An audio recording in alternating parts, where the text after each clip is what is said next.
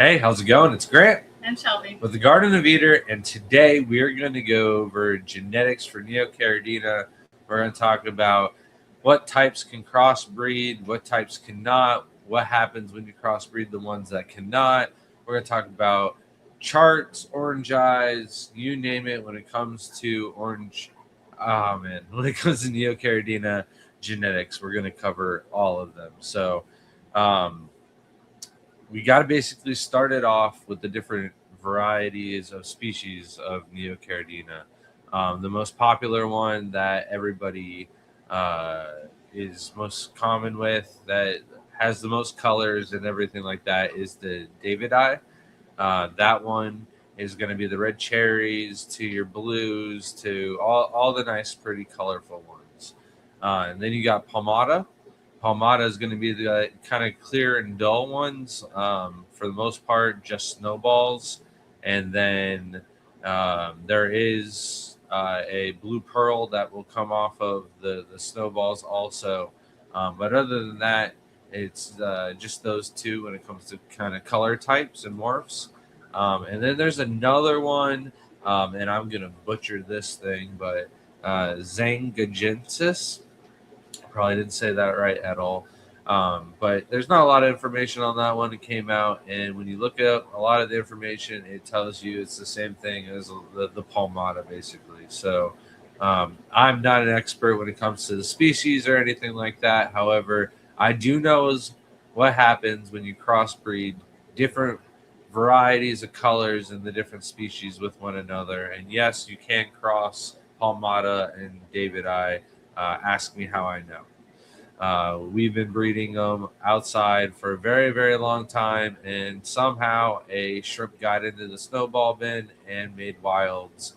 They're just basically clear, kind of stripy, not a lot of color to them, but definitely not what should be in the snowball pond. So we've got several different ponds in case something like that happens, and we're going to be resetting that pond as well as a bunch of other ponds that I'll be talking about later also. So uh, after species, pretty much the first thing you get started with is the red cherries. It's like the gateway drug into the hobby. A lot of times, you'll see either those or the red crystal shrimp as your first shrimp that you ever see. So, also, I want to do a couple of giveaways tonight. If you could pull up the wheel, and we'll get started on that. Um, but with red cherries, there's a few different grades. But basically, if it is a red Neocaridina shrimp, it is a red cherry shrimp, with the exception of Bloody Marys, and I'll get into Bloody Marys later. But when we're talking about cherries at all, if it's got any color on it whatsoever, it's a red cherry shrimp. No matter what grade, and no matter the quality, anything like that, it's a red cherry, right? Then, when you're talking about actual pigmentation itself, and you want to get into um, grading them, you start off with the Sakura grade. This is going to be 50% pigment or more, but this is where it starts to actually look like a decent red shrimp. And then Shelby's got the giveaway ready to start off. Let's do hashtag TGOE. We're going to give away a $20 gift card to our site, tgoeshrimp.com. Um, but with the Sakura grade, it's pretty much your standard red cherry shrimp. Anything less than Sakura grade is still technically a red cherry shrimp, but most people will cull those. And then from there, you have your fire grade. Fire grade is 80% coverage or more. I like fire grade when just referring to red cherry shrimp. For the other shrimp, there's different grades and names maybe that we could follow, but I think they used fire and sakura and all that because it was the red coloration itself. Um, but fire kind of sounds weird when you put it on to like green jades or a different color of shrimp, right? So Beyond fire grade for red cherry shrimp, though, you can have painted, and a lot of times it'll say painted fire red cherry. So it'll have all of them other than Sakura. Sakura will be on there sometimes as well. But for the most part, it's just a painted fire red cherry shrimp. And you definitely, I seen those. I seen your post on those and the snowstorms, but I got those covered in the end of the notes here.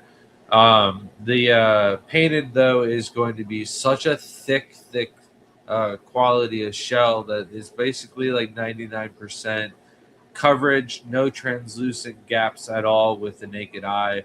You can definitely see some possibly when you get down to some really enhanced zoom on a macro lens, but with the naked eye, with most cameras, you're not going to see any gaps in transparency when it comes to the painted quality of red cherry shrimp. And when you are talking about all the other shrimp, you basically have painted everything except for the snowballs, which are now starting to get deeper and thicker backlines, which eventually I'm sure you'll have full coverage painted white Neocaridina. How deep the white or good the coloration is going to be, that's a different question. Anything to bring up? Really seasoning 2 tanks before ordering raccoons and I'm assuming maybe it Stardust. Yeah. Those are one of my favorites. So His name. Genetics are my favorite. And Cripsy, do you find water quality or age can affect the color saturation of cherry shrimp? For all shrimp, the exclusion would be maybe crystals. White pigment on crystals tends to go a little pinkish sometimes. But besides that, all other quality or grades of shrimp, as they age, will get deeper, darker, better as they mature with age. They're going to get more pigment. The pigment's going to get thicker, start to overlap. That's why a lot of times in some shrimp, you don't want to cull too soon because some of those culls could end up to be stunners. They're just late bloomers, right? Um, but water quality definitely can affect it. I find that lack of minerals and stuff like that, they'll not be able to molt, and they'll be stressed out and won't show as good a color. But the biggest factor is going to be like gravel. They're not cuttlefish. They can't completely blend into their surroundings, but they're going to try their best. And if you put black gravel down, they're going to try and match black, and they can't match black, so they're going to get deepest, darkest red as they possibly can. But vice versa with white, they're going to try to lose all their color and become clear as possible. So, yeah, that answered it, right? You did forget that a lot of the shrimp, like especially reds, do kind of turn like a purplish color when they're really old and about to die. They'll get like a little maroonish color, but not really purple. People think that they have a new shrimp because they get them ordered from importers and they're really old shrimp and they come in with that maroon color. So they think they have a unique shrimp, not a shrimp who's on its way out. Yeah. And then I see you said, why do they turn brown with algae? I'm assuming the chocolate line come out. What is he talking about though? If you had Bloody Marys, I mean, there is Bloody Marys when they are in different water parameters. I've had Black Rose sent to me that look like Bloody Marys, and it could be vice versa. It could be them being stressed out. I don't know about brown. I think people see colors at different wavelengths and stuff like that. And I've never seen any of our red cherries be like brown, kind of darkish black.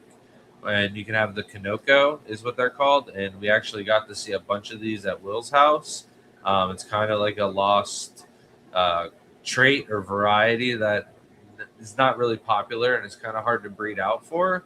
But I've never really seen good quality red cherry shrimp turn brown.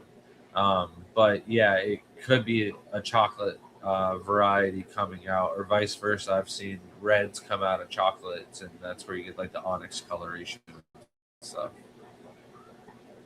Blue jelly have turned green tint from the food I feed. Yet that Yeah. one, any of the thinner pigmentations will turn green. So yellows are really common for this. Even snowballs and jellies, they're lighter, so you won't really tell when you have darker ones like the Bloody Marys or Blue Diamonds. Like every spring, right when it goes from cold to warm and the water parameters, the temperatures, and everything rise a little bit outside, I think the yellows get a little bit of green tinge every single year because there's like an algae bloom that happens, and the shrimp just devour it as it dies off, and the tank kind of recycles itself. And they look green for like a solid week to a month every single year because of it. And that's just naturally without even having to feed them anything. So with the red cherries, from those were selective bred from wild David I, and that was just simply done by one of the wild types had a little bit of color of red, and they selectively bred it and bred it out and more red color every single generation until you get what we call red cherry shrimp today. Um, with the red cherry shrimp, when you breed them out, this happens with a lot of invertebrates. It happens with a lot of different types of shrimp. It happens with isopods even, and that is the really morph. It's where the head and the tail will have color, but the body will either lack pigment or be a different color of pigment. It's not the same as like pandas with Caridina shrimp. This is actually a mutation that is quite common throughout the invertebrate world, and it is the most common mutation that I see across all of the shrimp in the house, whether it be Caridina or Neocaridina. We see the really more quite often. Um, when they were first breeding it out, it might have had a little bit of clear color. When you're breeding out the release, what happens is you get both clear, all the way solid colors. You get splotchy ones, and then you get release as well. You can also get a reverse really every now and then, also where there's color in the middle and no color on the ends. But with all those different morphs and colorations, you can select and breed different traits out of that.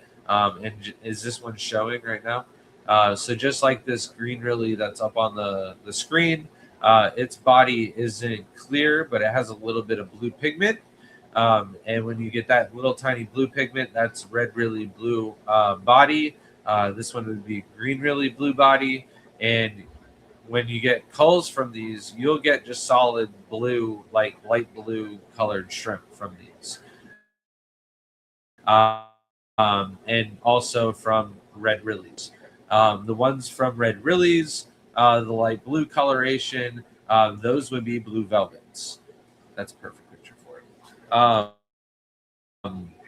Blue velvets, like the one I'm showing here, these are the exact same as the blue jellies. A lot of reason why I'm doing this live stream tonight is because I posted a video of us adding blue velvets to the ponds outside, and another video where I'm adding blue jellies, but I explained that it's just the exact same shrimp that over time different wholesalers and resellers realized that certain names of shrimp sell differently to different markets. And if your blue velvets run out of stock, but you still have plenty of blue jellies, they would just change the name of the blue jellies and sell them as blue velvets because it is the exact same shrimp.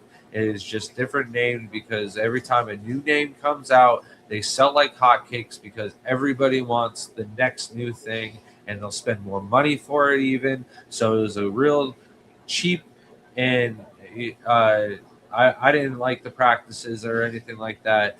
And I don't like renaming or the same names or anything like that, but it's one way to make more money off of the Western world, and we were willing to pay for it and bid on it as fast as we could to get all the different varieties of shrimp. Or some people like jelly, some people like velvet, and this goes across the board with the different types of shrimp. Also, I'll cover more of those later on tonight.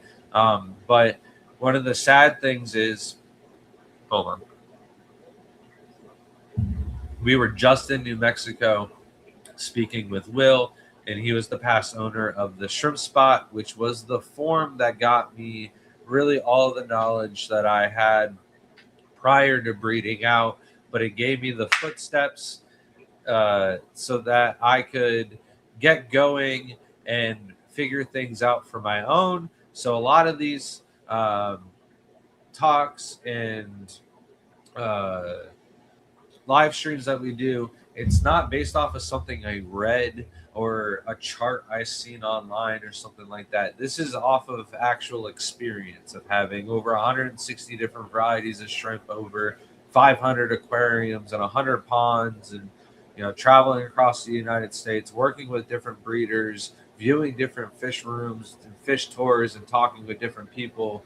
But Will, with the shrimp spot, that is no longer a thing.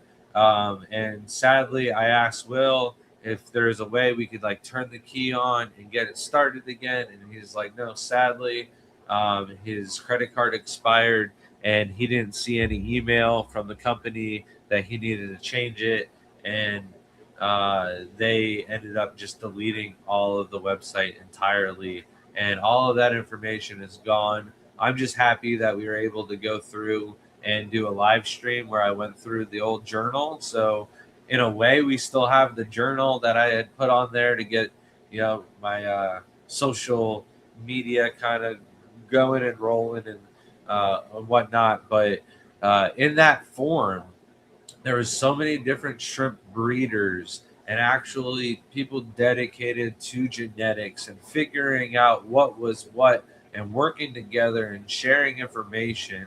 Was all of these, for the old strains anyways. There's a lot of new ones that I'll talk about tonight, but for these old ones like blue velvets and blue jelly is a perfect example where there's people in the comments going, what's the difference, da da da da da. And one of the resellers was like, hey guys, it's the exact same shrimp. Here's the screenshot from the farm where he said, hey, all you have is blue jellies in stock, but I really want blue velvets. And the farm responded, hey, they're both the same shrimp. You can just switch them over and you will have the same exact thing. So you're not going to get different quality or a different shrimp species or anything like that. If you're buying blue velvets, you should get what you see in this photo. Ignore the red rillies in the back. This is one of my blue velvets that I made from scratch out of the red rillies to make our blue velvets that we have going today, which is a very, very true line, very minimal breeding. A lot of the blue velvets and blue jelly lines will throw a little bit of red heads and really colorations every now and then because that's where they come from. However, they won't ever throw any splotchy, deep, dark blue pigment. If you're getting blue velvets or blue jellies that have that splotchy pigment to them, then you're just getting something that a reseller or somebody that just went down the rabbit hole of the charts and what the wholesalers were saying and what you can Google online. There's so much wrong information when you just hit Google and you look at the first AI search that's generated out there. A lot of times it's misleading. And a lot of times in the past, they were misleading on purpose to make more money. So it is very confusing today. And a lot of times, the only reasons why I know what's what is because we did the work, we did the crossbreeding, and we figured things out on our own. With the blue velvets and blue jellies, though, you are able to intensify that blue and enhance it and make it deeper, darker, and more blue. but it's not a splotchy blue. It's a blue all the way through, and it's a true deep dark blue. When you get to that point, that would be a blue dream.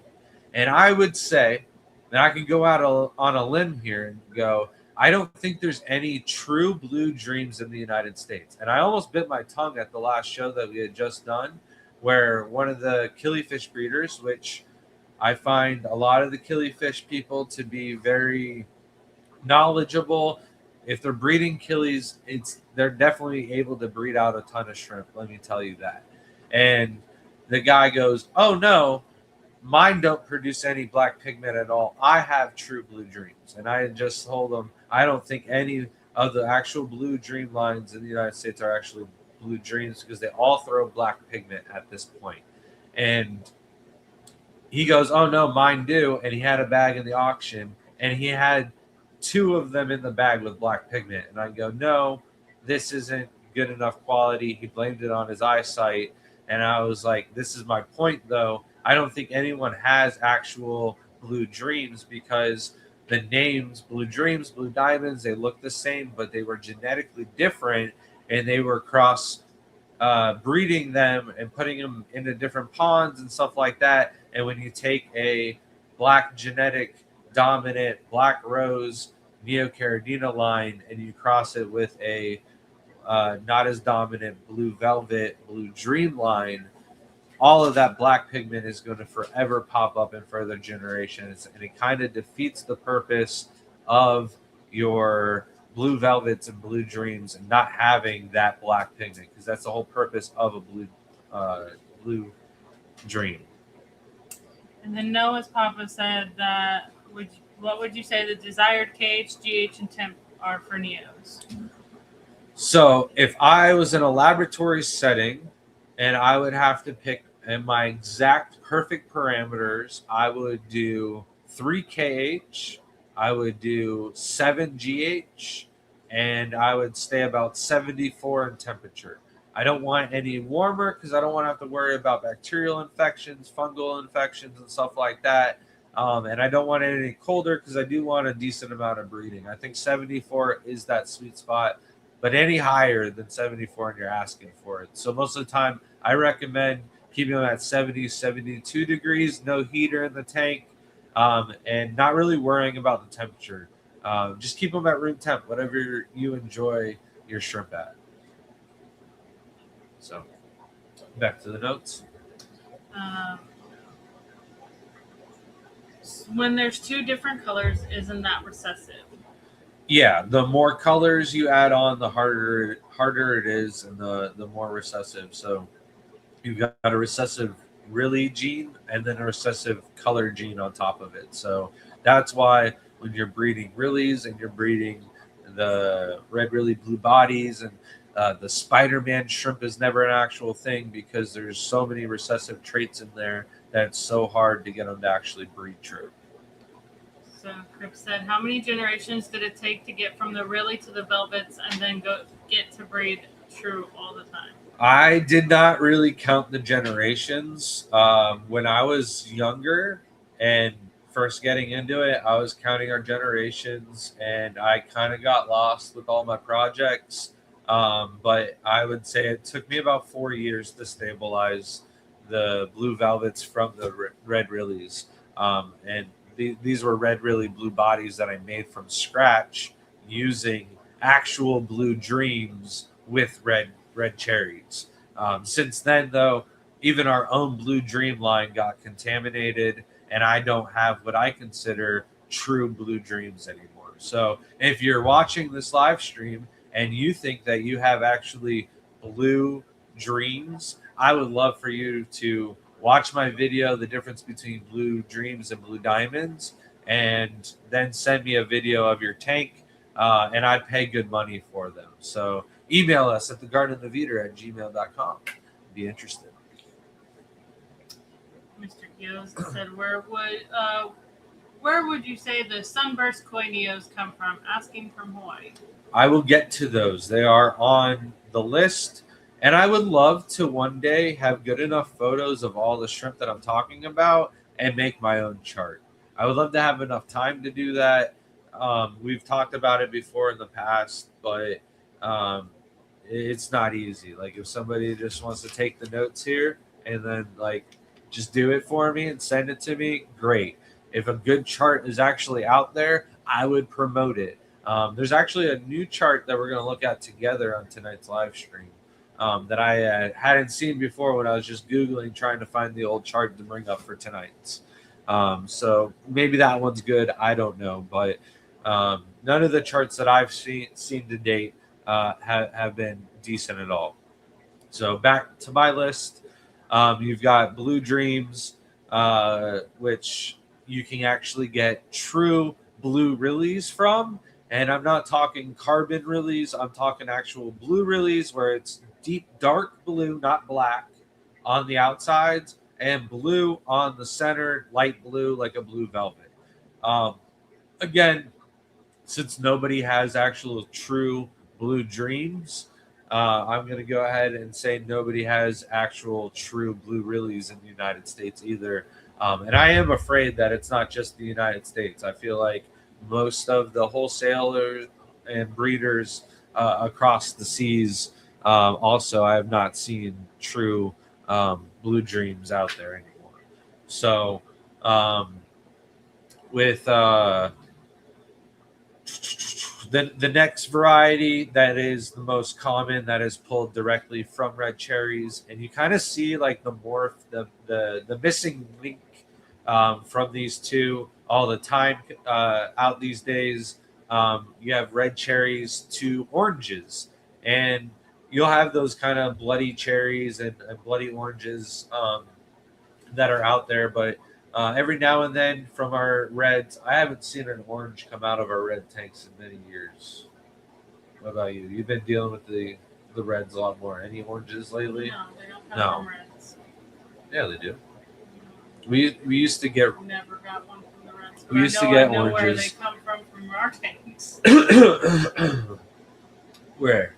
The greens. Okay, well that's we'll talk about that. But that I was just making sure she knew. But orange came before green, so orange had to come from somewhere. Maybe when we had that tank in the well, was it in the garage? If you remember our old 55-gallon tank that we had from Messina that was out here, out of there I would get an orangish one every now and then. It's been years, but that is the missing link. That is the key sign that oranges were developed from reds. And it's not that far fetched on the color wheel. From orange, you can get orange really. We're also working on an orange really with a green body, but it is very unstable. I've been trying to get it in the works for a couple of years now with no luck. So the fan's not even on. I don't know why it's so dry today. From oranges, they were able to develop yellows, and if you would notice that on the market, there isn't really a yellow really yet. That is very unstable. It is one of the newer colors to come out, and they just haven't gotten one. And what I find is the yellows came with a different mutation. I don't see many of the oranges with it, but there are new orange lines that are coming out with the back line. So whether those were selectively bred yellows or crossed back with the orange, it's still in the same family tree. I would say it would be doable both ways if you wanted to get an orange backline without having to buy it. But the yellows having a backline, I think, plays into part of the reason why you don't have any reallys developed. When I first got into the hobby, you could get yellows without backlines. Nowadays, all of the mature adults will have some form of a backline, whether it's complete or not. But there has to be somebody out there that has a line of yellows without a backline. So if you do, again, reach out to me. I'll pay good money for those. But once upon a time, I added shrimp into their tank. They got smallpox, basically, is how I describe it, and I lost all my yellows. But the newcomers were just fine. That's why I call it smallpox. Do we have a comment?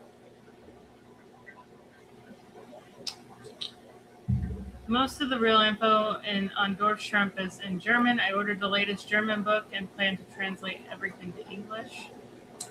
When I was first getting into shrimp, my dad, not shrimp, I was translating a lot of German to English, and I wish I had taken more German. And when I took German in high school, my dad was upset because he's like, "You'll never use German. You should be taking Spanish." And little does he know, I wish I had taken a few more years of German because it would be doing so well for me right now in life if I had just stuck with it. So, one of my regrets. Where did the blue oceans come from? Are they just cleaner diamonds? So I will get to those as well. I'm close. So after the yellows, though, since there wasn't any Ridleys developed, you do have the backlines. Those are the 24 carats. Um, I think they were selectively bred for green pigmentation, and that's where you get the actual true green jades are from yellows. When I was first buying green jades when they were importing them into the United States for the first time, I was really against imports, but I was like, I gotta have green shrimp. I gotta be one of the first person to breed them and get them going in the United States. And I was like, how many do you have available? And they're like, not a lot, 200. And I was like, I'll take them all. And I got all 200 of them, hoping to select the best of what I could and have a good amount. But honestly, there was only like 20 of them out of the 200, I think, that were even green. Most of them were yellow or blue in coloration and not actual green color that I had wanted.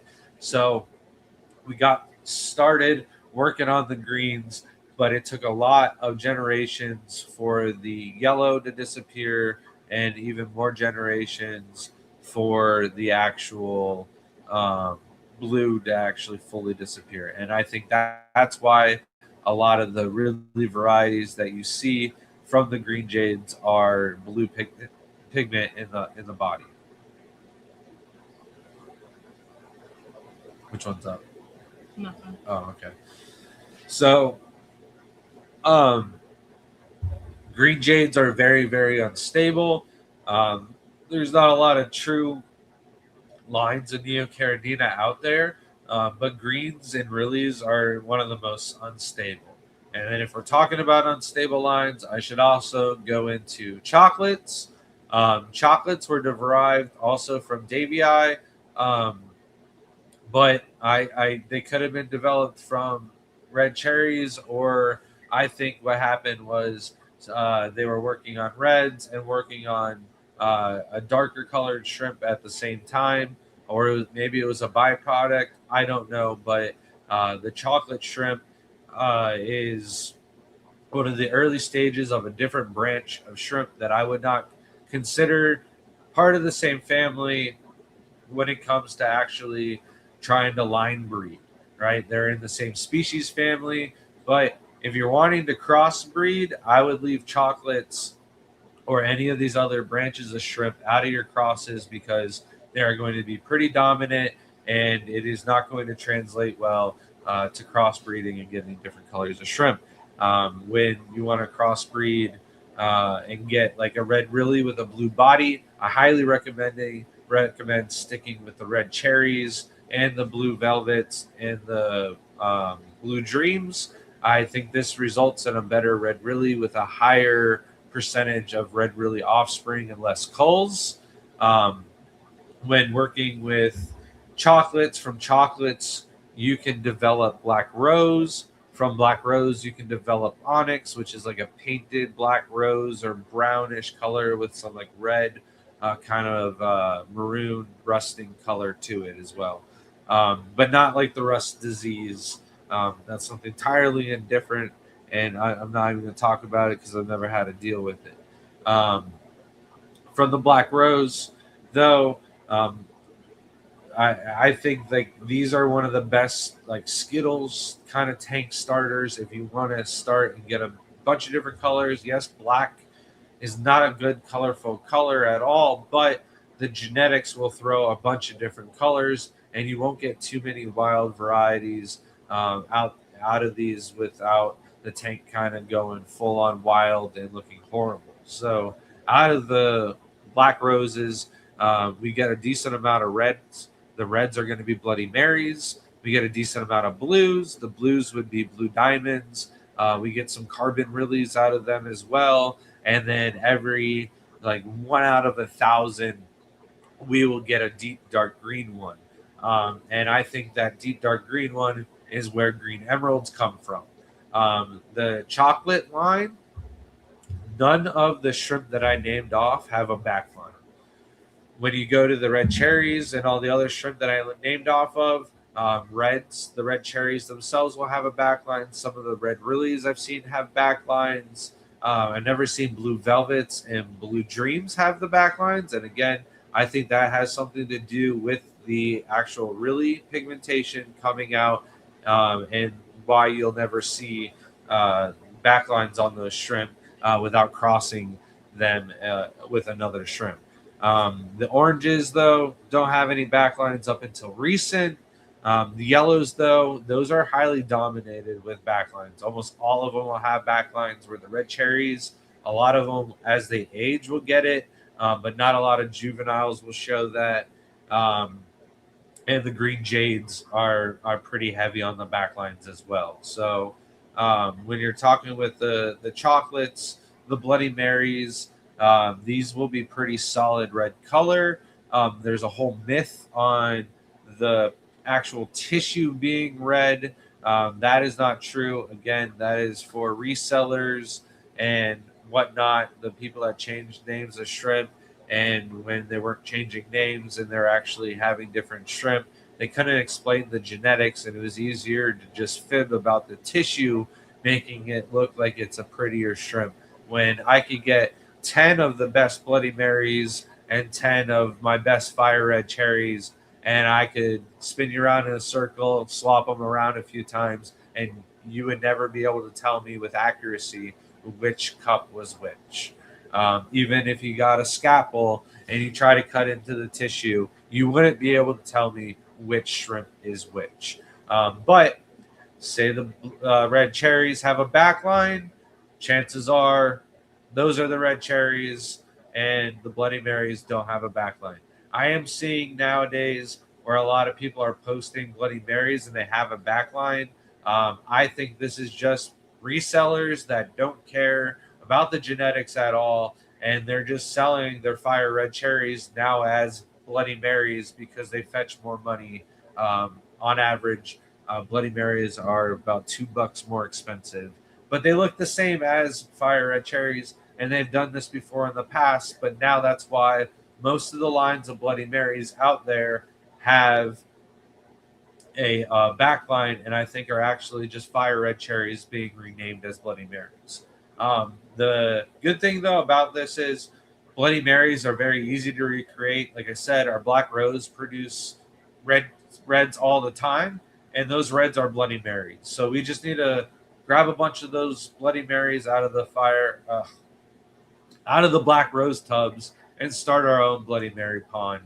And it's very doable, and we'll never get the backlines out of those. And they would be true Bloody Marys. Crep says, do different base colors in the wild have regional locality in nature like fish do? I think so. This might be a better question for Alex Fishery. Uh, I've never really cared about the wild types. They're not in my backyard. I can't go out and see them until I actually get to take a trip to Asia and go see them in person and go check out the different locales, or like have it planned out or something like that. I don't know. I haven't done the research. I haven't cared, but I'm sure it was easier to pull red cherries out of wilds from one stream, and it was easier to do chocolates and black rose from wilds out of a different stream. I'm sure that was the case. Green is still a high cull rate. Yeah, greens. I'll get to the green emeralds here in a minute, but green jades are one of the highest culls for sure with Rillies. Richard said, I was wondering if you use well water for your shrimp or RO water with minerals. So the Neocaridina are on city water, and I use chlorine to take out I use some complete to take out the chlorine. I wish I had a well. Well water would be great. I would be doing a lot more water changes, but I don't have a well. So, and I don't want to put one on this property. It would be nice to move here in a year or two.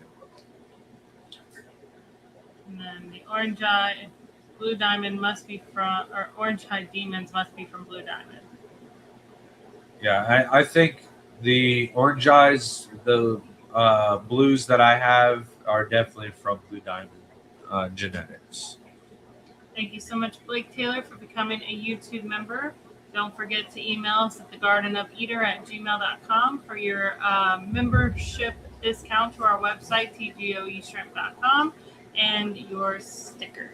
And you can use that discount on top of our Father's Day sale, and that is going to continue to run through 4th of July since we are doing the Bluegrass Bash in Kentucky. We will not be home, so all of the orders that are going to be on weight from here on out will be going out with extras. I'll be talking about a few tubs that I'm cleaning out too, so if you order those specific shrimp, you'll get even extra. So I've been really hooking up the cups lately. If you made an order in the last 2 weeks, since Shelby's foot has been out of commission, especially those coals, I've been getting them out of the house, out of the greenhouse, that is. Anything else? So, from Bloody Marys, the only other thing I wanted to talk about is there is a lot of photos that I see online where somebody will post that they have a purple shrimp out of their Bloody Marys. A good way to figure out if you have Bloody Marys or not is by turning the lights off and then go to sleep, wake up the next morning and turn your lights on and look at your shrimp. The Bloody Marys will be like a light blue to purplish color most of the time. It takes them like a second to warm up and show that really deep, dark blue, dark red coloration that the Bloody Marys show. And when they, warm up, all of a sudden you're like, where did the purple shrimp go? I lost them. They think it died or something, when really it's just the shrimp was stressed out or just sleeping, kind of, the pigments were sleeping. So once they warm up, they turn back to red again. Like said, Shelby, how are your blue carbon Rilly lines going? I don't know. I haven't been out there for almost a month now. So I have not been able to look at my ponds. And I haven't touched any of those tubs outside of the greenhouse. So, Johnny Best, thank you so much for your $3 super sticker. So sorry to hear you lost 7 tanks of Caridina this week. Was it because of the heat? What happened? It's so sad. So after the Bloody Marys, we have the Blue Diamonds. The Blue Diamonds will throw carbon Rillies. If you breed out the Blue Diamonds and you get blacks, I think the blacks have like an underlying hue of blue. When you ship out Black Rose, sometimes some of them will be blue, but not all of them from stress. But with the Blue Diamonds that throw the black culls, almost all of them are like such a deep dark blue that they're black, but there is still a black pigment there, right? So we've been selling black diamonds on the website. They're not actual Black Rose because I think they're going to throw more blues and they're not the same line. So they're a little bit cheaper than our Black Roses are, but they are on the website. We just added them. And before I even announced them, we had 2 orders for them go out already. No, three. I shipped out three cups of black diamonds today. So if you're wondering what the new shrimp are and where those came from, I didn't feel comfortable with calling them black rose because they don't have the same color rate that we've spent so well procuring on our black roses outside. I really do think we have one of the best black rose lines possible. They're always going to throw culls, but very, very few culls, and the culls are pretty nice. Um, then you have the carbon rillies. Carbon rillies can be dark blue and light blue, or black and blue on the center. I know that I was talking about blue rillies where yes, some of these carbon rillies will look like blue rillies, but the problem is when you breed them out, you are still going to get ones with black pigment. So you cannot call these just true blue rillies. They will be carbons if they have any black to the genetics whatsoever. So that is where the carbons come from. Then from blue diamonds, I believe this is where ocean blues come from. When ocean blues first came out, I was the biggest skeptic. I was like, "Oh, great! Here comes another shrimp that's just renamed this and then named to another name of shrimp that's already out in the hobby. Like we already have ocean blue caridinas. They're a crazy blue steel, blue bolt hybrid, and they were out for a while on the market, selling in the United States. I was able to breed them from scratch already and had them going for a while, I think. And then they came out with these ocean blues, and I'm like, why? Why not just name them something else, like anything blue that isn't already on the market?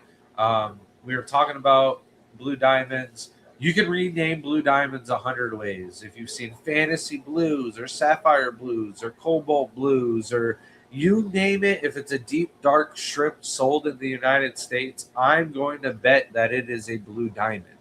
The only exception, and I was the biggest skeptic, I didn't believe this.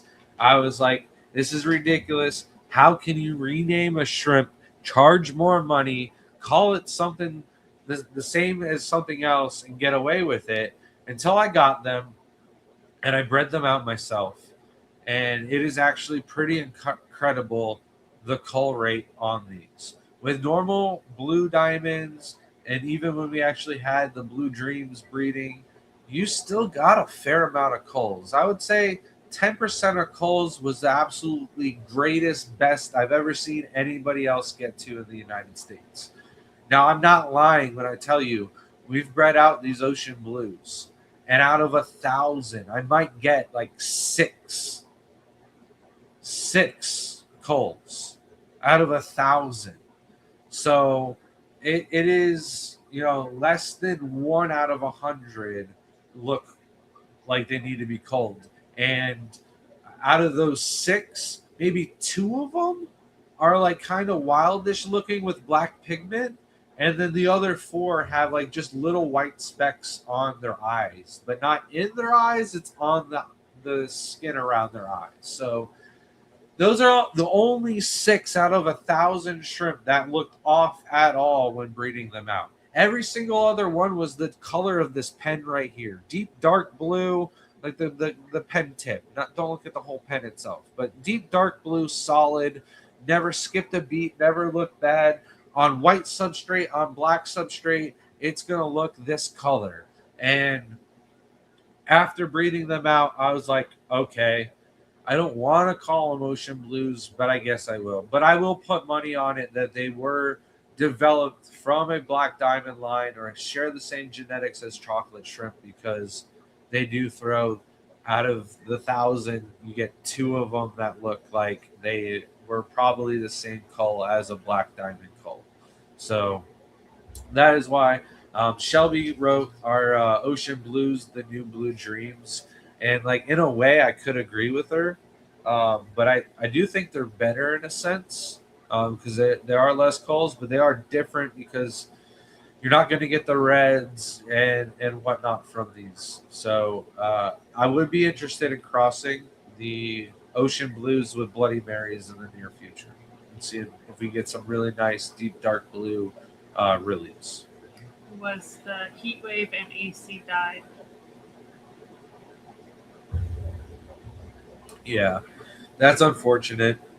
That's why you need to invest. It's costly sometimes, but it's worth it instead of losing a bunch of Caridina, like a window unit, or if you can't do that, they make those ones that are like freestanding, um, just in case of emergencies. Get either good backup battery pack or a small generator, but yeah, it's unfortunate. Sorry to hear that. I hope you get it fixed soon. Johnny Best, thank you so much for the $10 super sticker. And he asked, if Fire Red and Blue Dream mix, what would it breed? So not every time. A lot of times they will revert back to wilds, and I talked about this before where I tried this cross 9 out of 10 times. I got wilds, and I almost gave up, but I was like, I really want this deep dark blue shrimp with red pigment, and I crossed it, and I was finally able to get it on the 10th cross.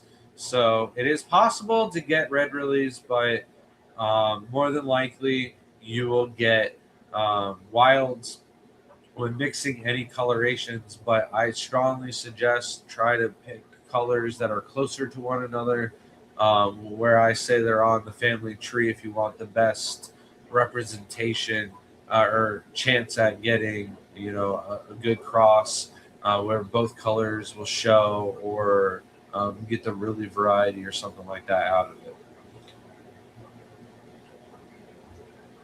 Thank you, Johnny Best, for becoming a member again. I know you were a member before, so thank you. I appreciate you, Johnny. It really goes far right now. Shelby's foot is costing us a lot more than we had expected. She's going to need a lot more done on it too, so it really helps. After our Grand Canyon trip, we are doing whatever we can to sell as much shrimp as we can. Not asking for handouts. Just go to the website, buy your favorite shrimp. That would go a long ways right now.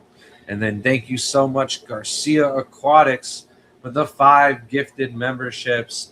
We are a month away from seeing you at West Palm Beach, so looking forward to that. A little reptile show, and I'll actually have reptiles at the reptile show available that are homebred by the Garden of Eaters. So really, really happy with that. Thank you for gifting 5 Garden of Eater memberships. If you did get one of those memberships, make sure to email us at thegardenofeater@gmail.com for that. It's a 10% off our website, tgoeshrimp.com. Wouldn't it be cool to get our old logo redone? Instead of a isopod, we replace it with an aquatic isopod, and then instead of the turtle, replace it with a newt, but it'd be like the exact same logo. Mm-hmm. What's your cold procedure? So it's different within the house and outside. Within the house, I usually feed a couple of racks, and what I'll do is I'll feed like Jaden's rack, or Jaden's room, the hallway, and Layla's room, and then I'll go back and I'll go to Jaden's room and go to the first tank I fed, and I will check and make sure that there isn't any culls. The best way to do it is with orders. Sell the culls, mark the culls on sale when you need a cull, and give them extras, and that way they're out of the tanks. And then culling early. So a lot of times when people buy culls, you'll get a lot of tiny shrimp because I don't want those shrimp in that tank. And then that tank will be good until the next generation of babies grow up, and I'll sell culls out of a different tank. Outside, though, different animal. There's so many, there's so much surface area and room for the shrimp to kind of get away and be on a separate side of the pond or whatnot. So what we try to do outside is catch as many shrimp as we possibly can. We do feed and lure them out into the corner. But my favorite thing to do is go around the sides of the pond several times. When I go around it the first time, it kind of like stirs things up, it kicks things up, and a lot of the other shrimp will kind of work their way up the sides, and I'll go back over it a while after I'm done culling the shrimp out of the net. When we catch shrimp outside, we go through the net. No ugly shrimp ever goes back into the pond. We've got a cull barrel, or we do have lower grade ponds outside that we can move the culls into. Or again, it's really great to go outside and like today, I had to catch yellows, and I had one order for 20 yellow Neocols. So as I'm going through the pond, I'm getting any really any kind of like where there's no pigment on the bottom of the shrimp or a broken back line or any of that in the culls. But the order was for 20, and it's hot outside. And after 3 scoops, big scoops, going around the pond and coming back to it, I couldn't find any more culls, so I just threw some good ones in to fill the order and get it done with. But it's usually a good feeling when you can't catch any more culls. That means the colony is doing really good. And yellows don't produce a lot of culls as it is. I need those ocean blue. So our ocean blue, we have like 3 or 4 ponds of them outside now going.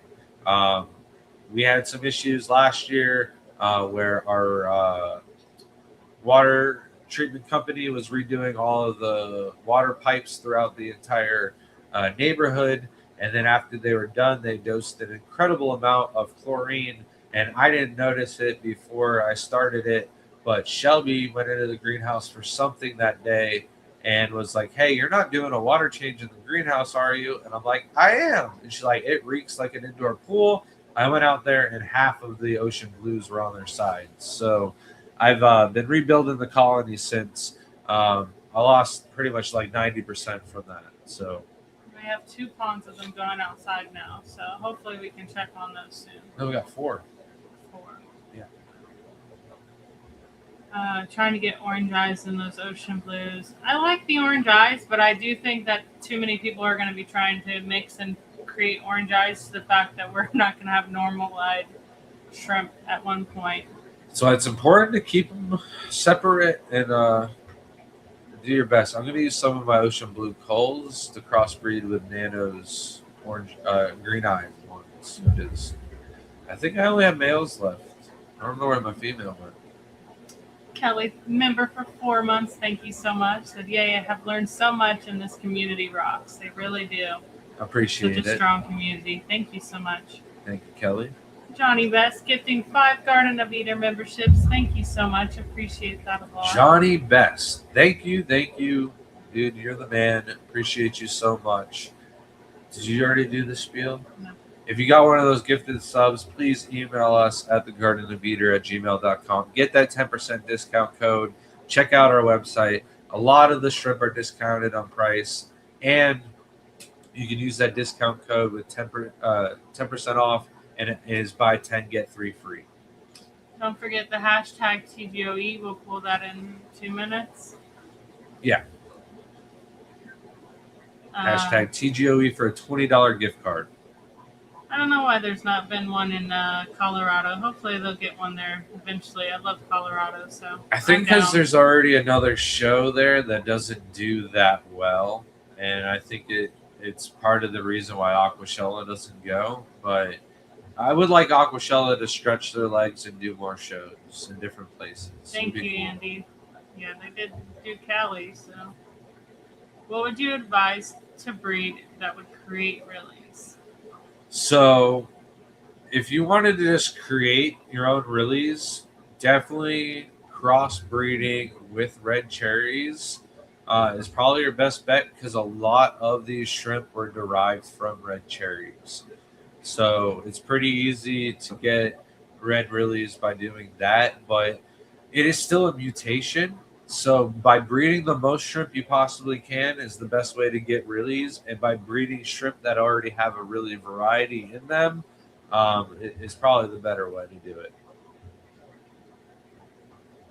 Scotty said I did my part in place in order. Thank you, Scotty. Thank you. Appreciate that. And then, Guppy Fever Mike, welcome in. Said howdy. Glad you guys made it back safely from your trip. Thank you. It was a fabulous trip. Can't wait to do another one just like it. Did you say green eye? So they're kind of green. I've posted them on Facebook, but I believe I sent them to you where it doesn't have any black pigment. I'm going to talk about orange eyes in a little bit also. All right, back to me.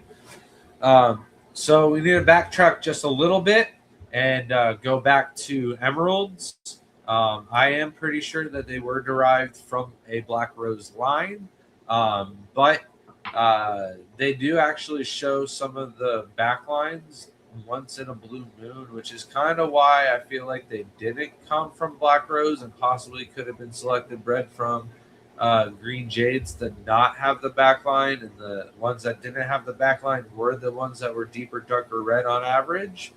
So I don't know for sure where green emeralds actually came from, but somebody earlier had asked about the sunburst or the kois. I know where those came from because when Chris Lukop first posted the photo, we had already had some shrimp that looked identical to the one that he had posted, and um, we got that by selectively breeding the oranges that came out of our green emeralds. And the green emeralds will, out of like 1 out of 100 or 1 out of 1,000, it's not very common that we get an orange, but it is like a fluorescent, deep, dark neon orange. It's not your average orange at all. Um, I would like to selectively breed these out and get them going and give them a different name because it's like a neon fluorescent rather than your like pumpkin shrimp that is the deep dark above Sakura grade for the orange neos that are average out there today. And when you breed those out, though, you do get some variations of rillies, and some of the red pigment comes out, and it is maybe also where the bloody oranges are coming out of. Could possibly be coming from these as well, but I do think that working on the oranges that come out of the green emeralds is definitely worth it because I still haven't seen like a really good fluorescent orange line come out in the United States. Whenever somebody asks me like why are orange lines generally not that good, my answer is because orange really isn't that many people's favorite color. Usually blue, red, green. These are everyone's favorite color for the vast majority. Where yellow and orange kind of take a backtrack with chocolate and black rose, and then snowball at the very very end when it comes to desired colors. But with oranges though, because it's not somebody's favorite, I don't think really anybody's spent the time to really enhance and work on the line. It's kind of just like oranges sell maybe. 3 oranges sell for every 50 reds. So I don't know what that equates to percentage wise, but that's what one of the farms had told me when I first started trying to breed out and set up more tanks and what I should do.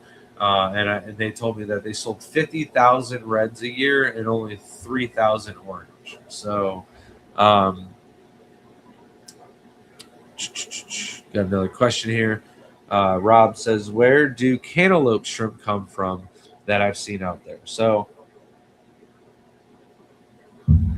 here's the thing about green jades, and here's the thing about uh, sellers and mass producers and stuff like that. My better example is the Red Riding Hoods.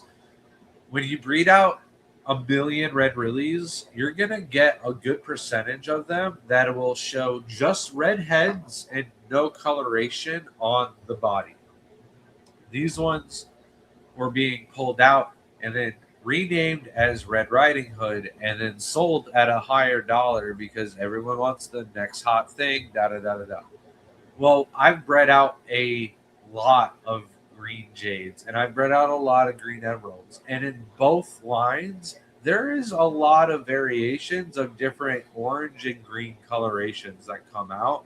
And it's very easy to select and breed the green out of either one of those, or breed out so many of them and then just select those and put them in. Because I've talked to a couple of people who have gotten the cantaloupes and bred them out, and they don't really. A lot of them don't look like the adults. So the quality, the genetics for a lot of these new lines, I think it's hey, enough percentage of these lines are coming out looking like this. I think it's okay to slap a name on it and start selling it, even though there's been zero work done on lining out the genetics whatsoever.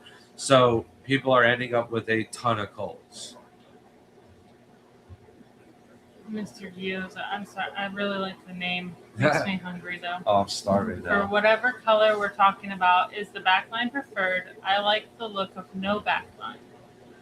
So when it comes to judging, all right, the back line is not going to get you any extra points. It's not going to get you any negative points. It's exactly preference or opinion, eyes in the beauty of the beholder, whatever the individual feels is better is what it is.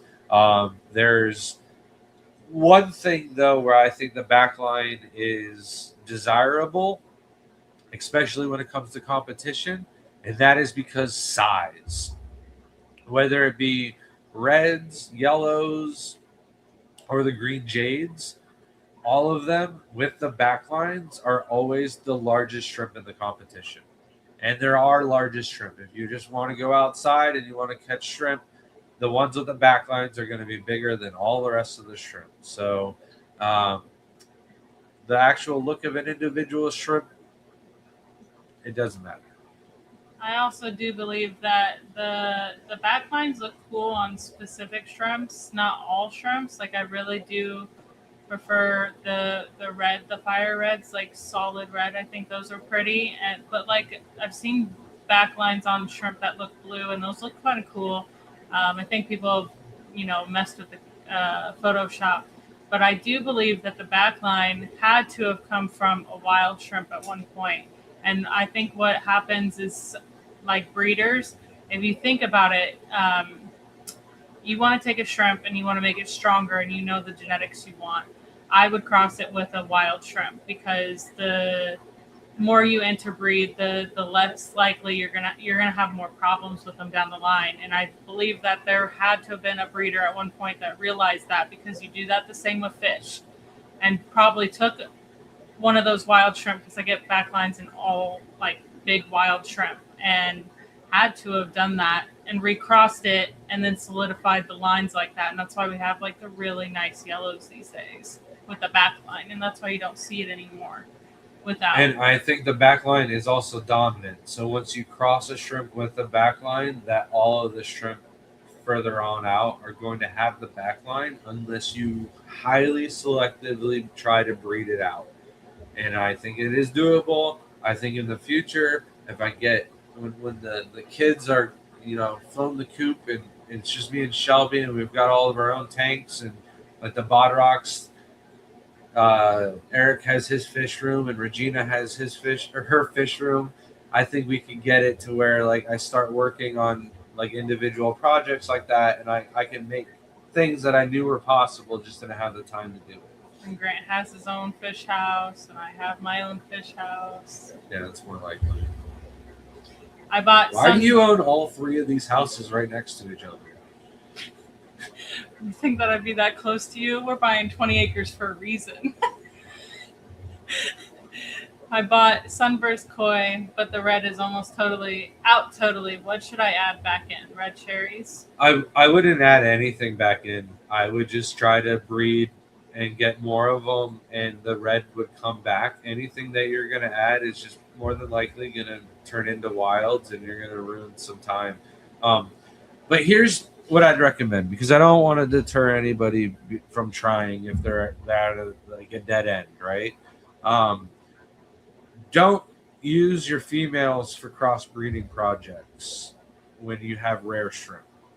Use the males, because chances are you have more than enough males that you can cross a male with a random red cherry shrimp that you've got more than enough of, right?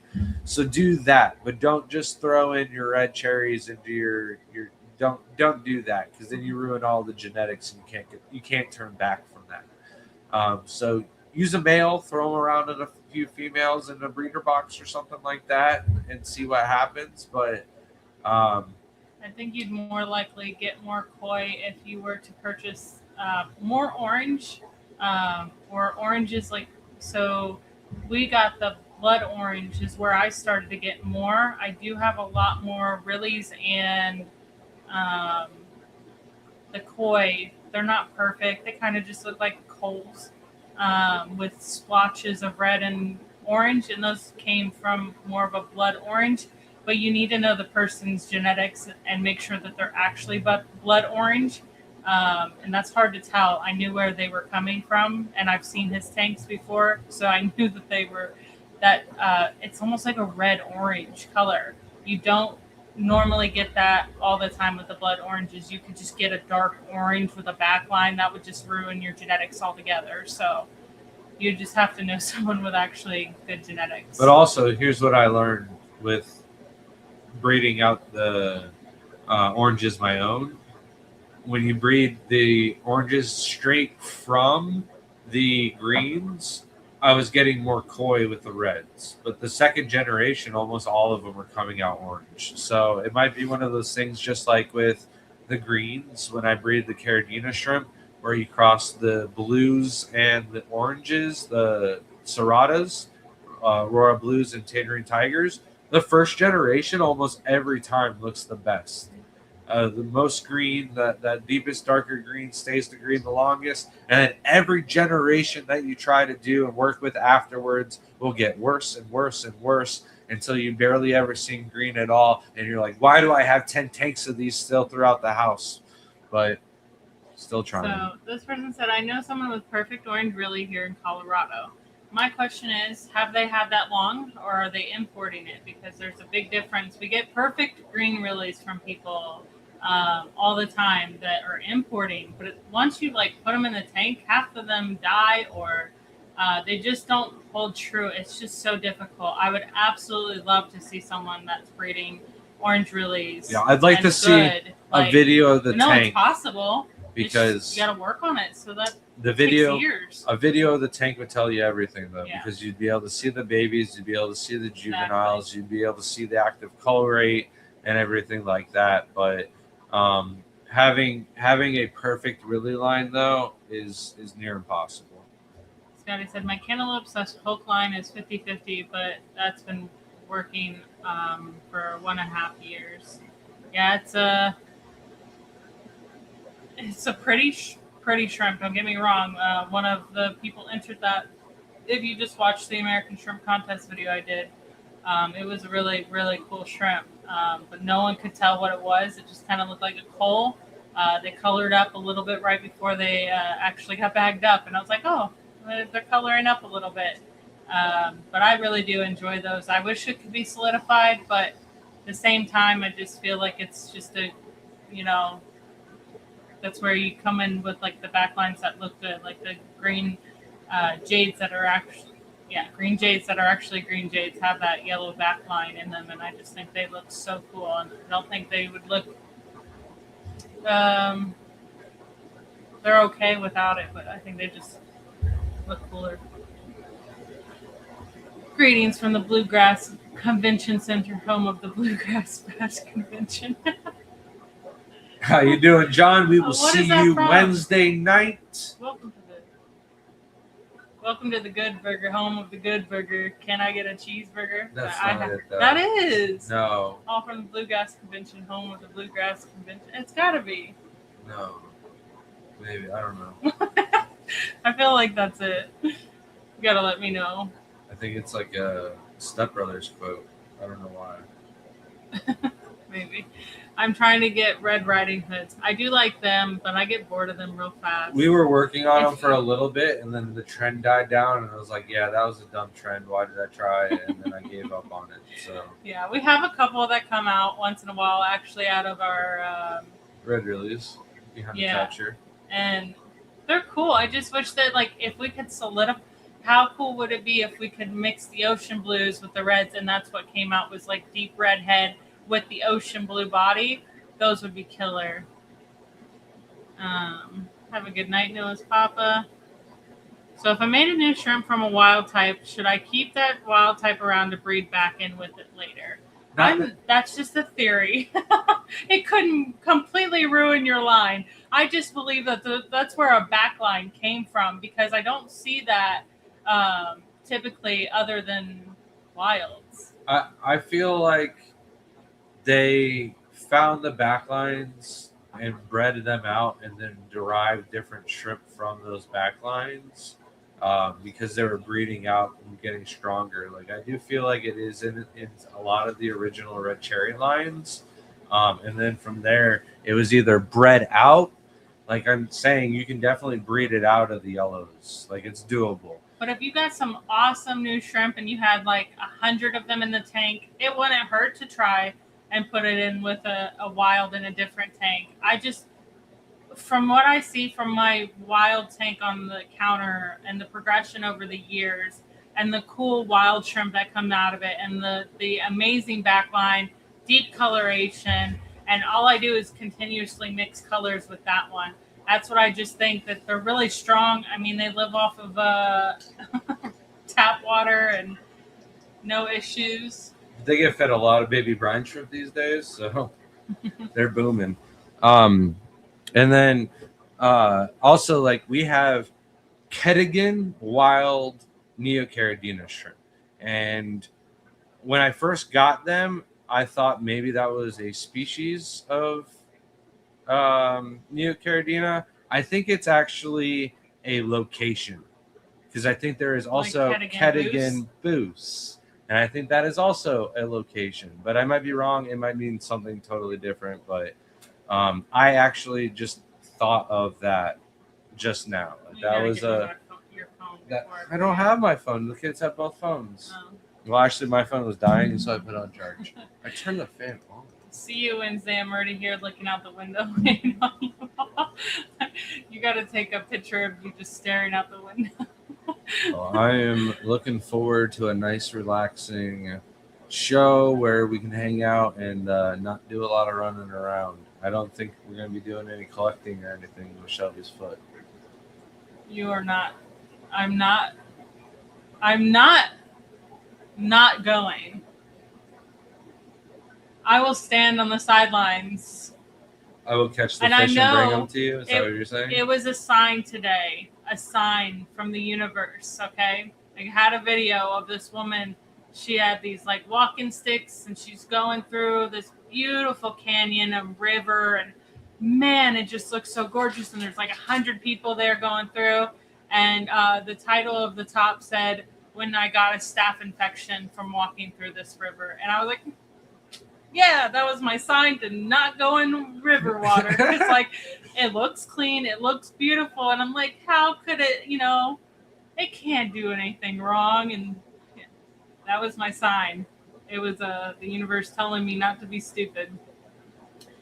No, the orange really here in Denver, he has really been breeding for many years, and it's solid. He does have to cull still. Yeah, but if he's got a very lower cull rate, that's still impressive, because at this point, like when I do realies, it's like they're not perfect, and like you get a lot that have like the head and the tail, but you get like splotches in between, or it's like not a clean line that you want, where it separates. So it's just frustrating, and like they're still beautiful, but like they're considered a cull where people don't want them. That's where I'm at with my carbon realies, is like they're really pretty, but sometimes they have little spots in the middle, or they're missing like a tiny little bit of the tail pattern.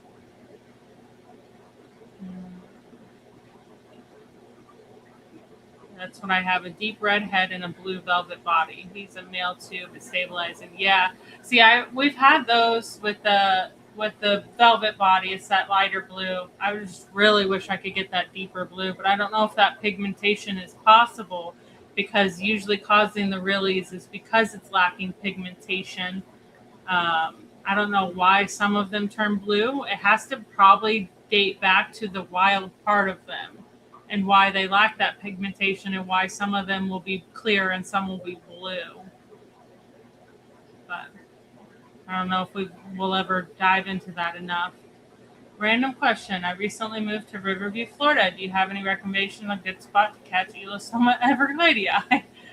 Well, Not a random question. You're talking to the people that live not too far from you and catch Elosoma everglades. the only problem is too Florida's in dry. a really bad drought, and all of the spots that I would recommend you would go to and be like, "There's no water here," or Wait it's just till gators. August. So August will be your best bet because after all these storms come through in June and July, August and September are the only times that you might be able to if it rains this year. but they're still out there. So I don't want to Yeah. deter you away from going to catch your bucket list fish to put in a bucket. The area where we're at is completely dry. But here's what I have to say.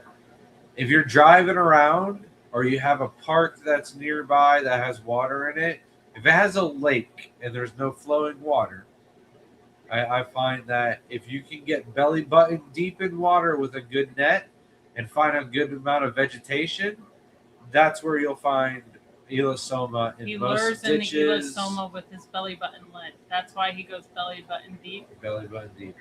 And it's also, especially at my size, the perfect little hide hole for the female to go to when the male gets taken. So you catch like both of them in one scoop, pretty much. I have Palmata Wilds and colors came from. We didn't pull that giveaway, did you? No. Did you? After this, I was gone.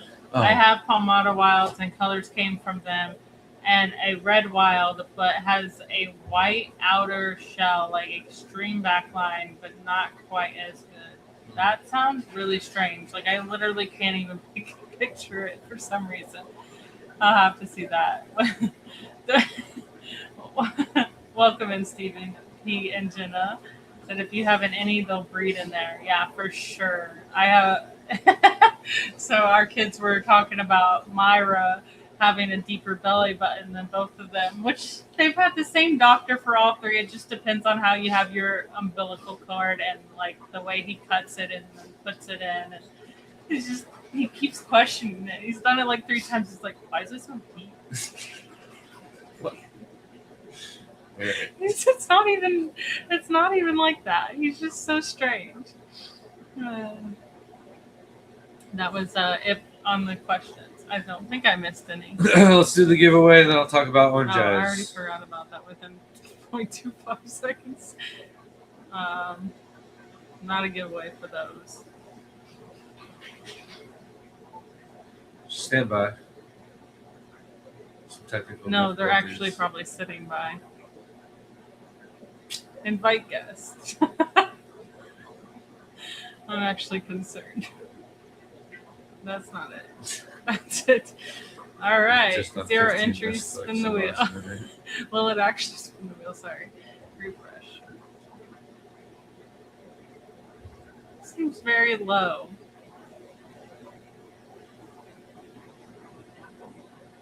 Let's try that one more time. Hashtag TGOE to get in on a $20 gift card to our Well, let me website, refresh. tgoeshrimp.com. That shot. I don't know where that went.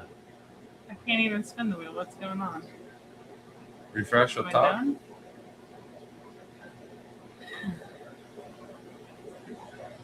What did I do? I don't know. All right, hold on. Go back to talking while I figure this out. Well, we've got the Bluegrass Bash coming up. You are coming up on your last chance for pre-orders. If you want us to bring anything special, Got signed you out. will have to let us know tonight. What? I got signed out. Oh, okay. Oh my. Tomorrow, we start to catch everything, get all the plants, everything bagged up, ready to go for the bash. And we've got 3 tables. We're near the door. We won't have nearly as much plants as I thought we would. Kind of ran out of time. I had some family in town, and it was Father's Day, and I totally forgot to place the order from the nursery. So I've got enough plants left over though from the last 2 or 3 shows, plus all the other stuff that we grow in house ourselves. But we are going to go heavily in on the shrimp and bring also some newts. I'm actually starting to sell the newts. They are Spanish rib newts. They're going to be $40 each, and just make sure that your state allows amphibians to be shipped and or salamanders and newts. I think California and New Jersey, they cannot have them. I'm not sure of any other states off the top of my head. So I'll have to look up before somebody places an order for sure. Or we ship an order. We just had 2 entries. Yeah, 2 people just jumped in. I lied. I guess I saw 2 others that were already in. I think it was already in when you were talking.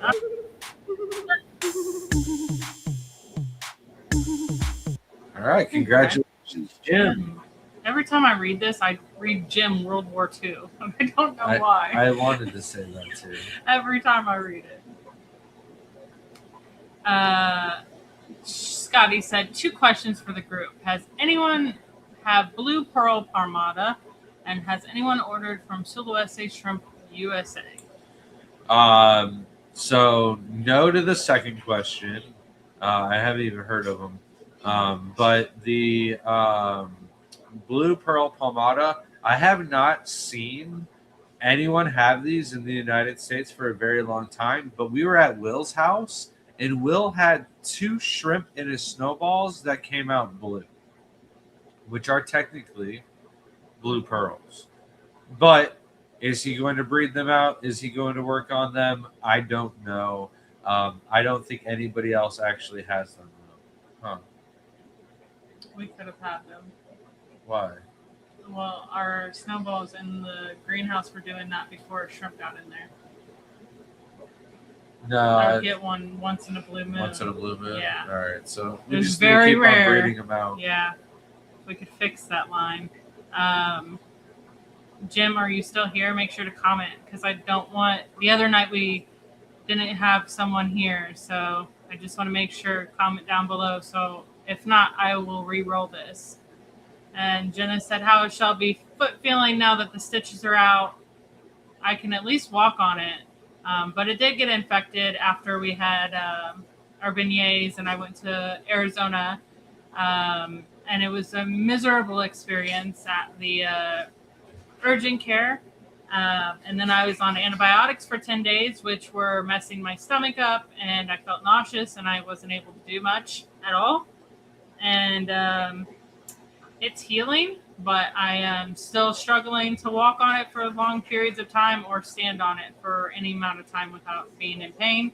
I think I did dishes this morning or yesterday, and I am there for longer than 40 minutes, and I'm sweating from pain. So hopefully it'll heal. I think I definitely messed up some tendons or nerves in my foot when I cut it open. So I don't think it's from the healing. I think I actually messed up my foot somehow. Not that the healing's not, causing that.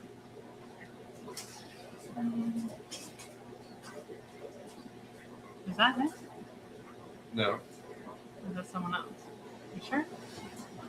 Yeah, that's Jim. We need Jim. Oh, wait, it does say James on it, doesn't it? Jim, yeah. Why did it say Why is that? it 2 different names here? Is that... Oh, no, that's James. I did read that wrong. Okay. No, I think it was Jim, and it said James, and I think it said Umi on it. Pull it up. See if James Umi's on there. I think Jim 12 is James. No. I swear it said James Umi on it. Well, email us at the Garden of Eater. We'll figure it out. If not, we'll pull one for next time. Picks up on the channel name, but YouTube shows the handle. Same person handle and channel name are different. Okay, so it is different name from the wheel to the person in chat? Because now I'm so confused. That seems like it's the right person. Why else would James say thanks, guys? You know? For giveaways over for tonight. No, we're gonna do one more at the very end. Hashtag TGOE. We're gonna keep the same thing. Keep it easy for Shelby. But all you have to do is type into chat on the live stream hashtag TGOE, and we'll draw another one out. Just make sure you email us at thegardenofeater@gmail.com, and I'll get your your gift card to you. Sorry, but so thank you so much. Let's go. I had a feeling because I was like, I'm pretty sure that's what it used to be, and everyone's names are all changed again. It's so aggravating. Let's go over the Orange-Eye Genetics, and then I'll do some updates, and then we'll draw, and we'll get out of here. So for Orange Eyes, with Neocaridina, these are very different than the Orange Eyes for Caridina. With Orange Eyes for Caridina, it is a very recessive trait, where for the Neocaridina, it seems to be more of a higher quality trait rather than a whole new genetic or mutation altogether. I think when you breed out a lot of the different types of Neocaridina, you will see different pigmentation around the pupil of the eye. A lot of the lower grades, especially, will show clear or white, and they won't actually have a clear or white or yellow or orange pupil. The pupil will still be black and it's blank. On almost all of the photos that I have seen out there, the pupil is black. Nano, the aquarium guy, he has some orange-eyed Neos, which are totally different. They're not even orange. They're kind of like greenish in color. I have posted them and shared pictures and whatnot, but they are the only Neocaridina that I've seen where the pupils are not black. These shrimp come from Michael Hessler. And over in Germany. I'm sorry if I butchered your. When these shrimp were first coming out, the pupils were also being photoshopped. Like, these shrimps were heavily altered, and they were trying to scam people in the United States with these Photoshop pictures and everything like that. And I didn't even believe that they were an actual thing until Michael entered them into one of the international contests, and Chris Lukop shared his photos of Michael's shrimp, and they were, orange, but still black pupils. But the color of the shrimp was still high grade, which in the past I mentioned I've gotten some orange eyes and and whatnot, but the color quality of the shrimps were usually very low grade when the eyes were anything different than normal. So I always just took it as low quality pigment on the body meant low quality pigment on the eyes as well, and that seemed to transfer over until I saw Michael's shrimp. Michael's shrimp, his genetics in those lines are definitely truly something special. Even the ones that he shares just recently today, or not like today, but the most recent photos that I saw of his shrimp, the pupils are getting deeper and darker orange, but not necessarily black, but still they're like, you can tell there's a color for the pupil that's different. It's still deeper, darker. Maybe there is some editing involved. But all of the orange-eyed shrimp that I've seen in person, there's clear a black pupil there. And for the longest time, I'm like, that's not really anything special. But at this point, it's not just a trend or a hyped up phase or anything like that. There is lineage going on with selective breeding and working on the eyes and working on the actual color of the shrimp itself. Might not be as special as the orange-eyed blue tigers and all of the other hybrids that come from those, but it's different. It needs to be worked on. But I don't think it's recessive, because when you crossbreed them, there is a couple of shrimp breeders out there in the States already who have crossbred the ones with colored eyes with shrimp that don't have the colored eyes to make more of them, and some of the babies will end up with the orange eyes. If it was a highly recessive trait, none of the babies in F1 would show the orange eyes. So Still more work needs to be done on the Orange-eyed genetics for the Neos. I would like to start crossbreeding some of them, working on some of them and whatnot more. At the moment, we have reds, we have blues. Some of the blues are kind of black, like we had mentioned, but I want to get yellows, I want to get greens, and I want to get all the different colors and try and work on that pupil and get it as little to no black as possible. Since you said our orange eyes blind. So I don't think they're blind, simply because when I do the whole like take a camera up to the screen or up to the glass, even without touching the glass, without disturbing it whatsoever, anything like that, the shrimp kind of square up. They kind of go, "Oh, hey, dude," and start turning. And for that reason, I don't think they're blind. If I was in the water with the net or something like that and they're turning, I'd be like, okay, maybe it's the antenna. But this is my view from them outside of the tank without touching the water whatsoever. They still kind of move around like they're wary of predators. So Scotty says, I have some blues. I have lime green eyes. send me some photos. I'd like to see it. So some stuff going around the house. We're not really adding on anything or doing anything since we've got the Bluegrass Bash coming up. We didn't really have much time when we got home from the AKA to really do anything. Last week's live stream, we kind of caught everybody up on the trip. I kind of tapped out early, so I think Shelby probably did a good job at catching you up on the rest of the stuff that I missed. The AKA was really more her thing, anyways. So, did you not talk about it at all? No? No idea. All right. No idea. But when we got back, I basically tried to get everything I could possibly taken care of. We did have some family in town. Strip is playing around. I got Father's Day, which Layla drew me a bearded shrimp, which is supposed to be me, and I love it. I absolutely love my Layla originals, so that one's a Father's Day exclusive.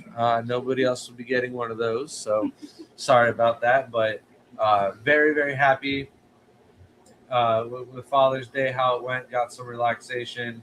But the day before and that night, I finished off some water changes. The rack by the front door was the rack that definitely needed to be done next. It was the last one in the line, so the next one to do is Shelby's room, and then I restart back at Jaden's room and go through the whole house, right? But I needed to clean some glass, and I got tired of scraping up my hands and killing my back and forearms trying to scrape 36 aquariums all in one go. And I found this little flipper that we've had for a long time. And I thought on the front of it was like a razor blade. And I was always like, no, I'm going to really damage the silicone in the tanks.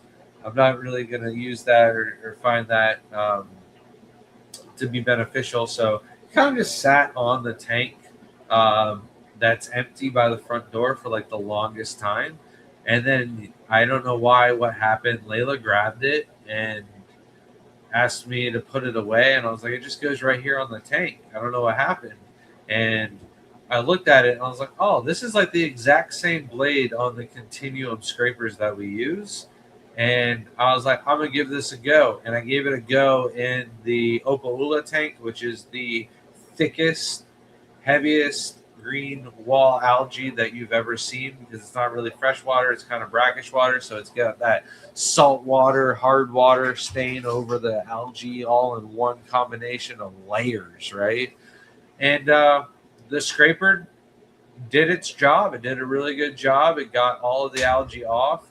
I do have some complaints about it. It didn't get the corners the best. It didn't stay floating after so long of being used. So it kind of gets waterlogged and it will float. I had to go retrieve it. But other than those two things, it did a really good job. And after doing that tank, the orange crawfish tank 55-gallon that's over here, which I talked about on stream, that is just so thick green that you can't see through. I did the other side of that and 36 Caridina tanks, and my forearms weren't hurting and my arms weren't cut up from being scratched on the side of the tank.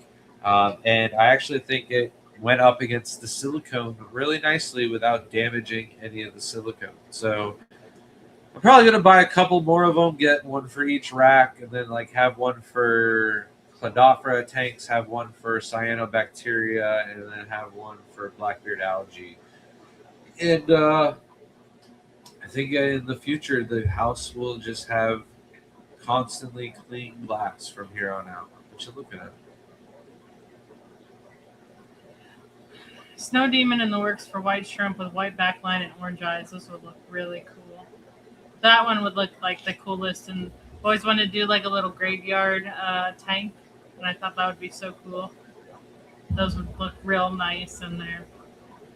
My favorites in my shrimp room are my orange-eyed red tiger lilies. I probably absolutely love those too. But Snoochie Booch, I used a co-op 3D printed snail trap to catch and move a couple dozen shrimp from one tank to another. Thought that was slick instead of using the net in one shot. Like, that's impressive. I had to actually Google it. That's what Grant was asking me what I was doing. I've never seen it. We don't buy many products. There's, if we show a product from like a company, it's because we actually use it or like it's useful for us. So I don't know most products, and like usually someone will tell us to try this product and we'll try it, but like I don't actually actively look for anything, and especially like snail traps. I love snails, so the only time I would ever trap them was probably with zucchini, so at least they got their final meal. Sorry. Oh, it's messed up, but I love snails too much too. I just think they're the perfect little. I have seen snail infestations though that definitely need to be dwindled down, but he just left me. I have no idea what else he wanted to talk about.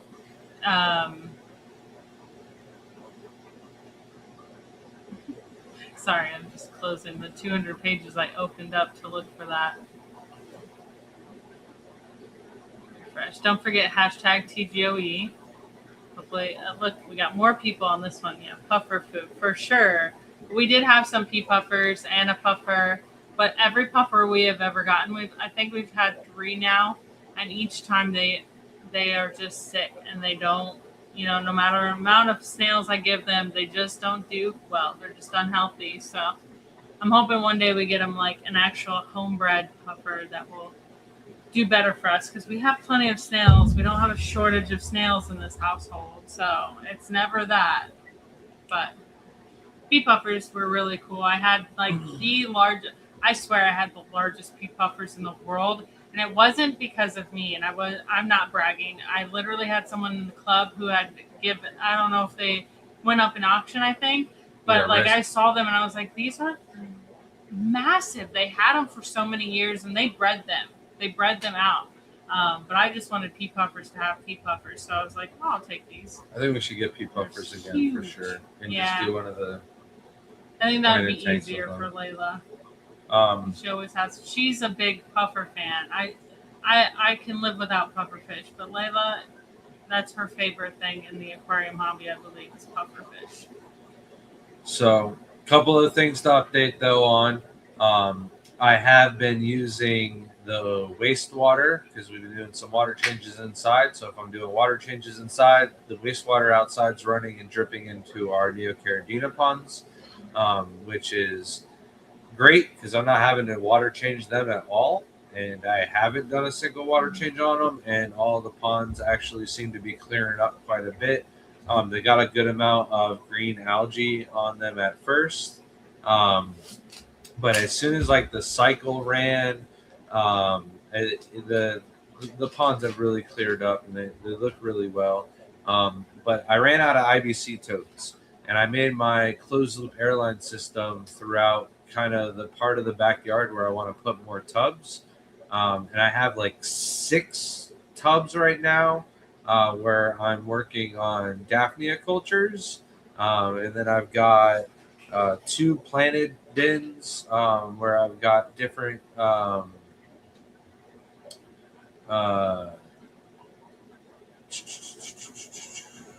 potted plants, ferns, swords, crypts, and jungle vows that I'm growing out for shows.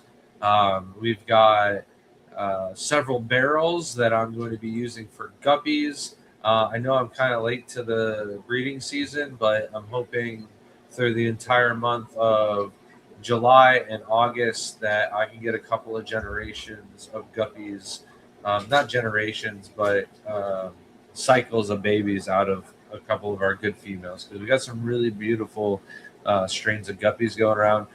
The backyard is actually already full of babies. Like I came home from the trip in Arizona thinking that a lot of the babies were going to get picked off, like especially Lady Diana Walstead's guppies.